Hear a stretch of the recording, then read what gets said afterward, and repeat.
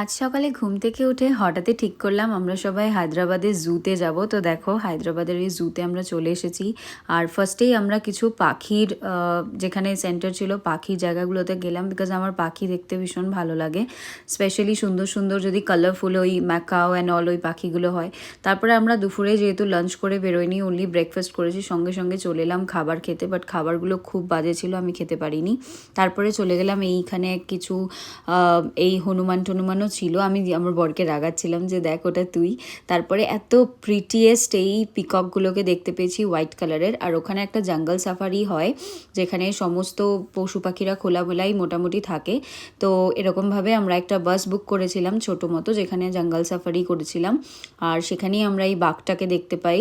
আরও ছোট ছোট অনেক কিছুই দেখতে পেয়েছি যেগুলো অতটা নিতে পারিনি, কারণ খুব একটা এবারে ভালোভাবে জিনিসগুলো দেখতে পাইনি। আর লাস্টে তোমাদেরকে আমার আউটফিট ডিটেলসটাও একটু দেখিয়ে দিচ্ছি। আউটফিট চেকের মতো এই ড্রেসটা আমি, টপটা আমি মিন্ত্রা থেকে নিয়েছি, আর প্যান্টটা আমি একটা অফলাইন স্টোর থেকে নিয়েছি।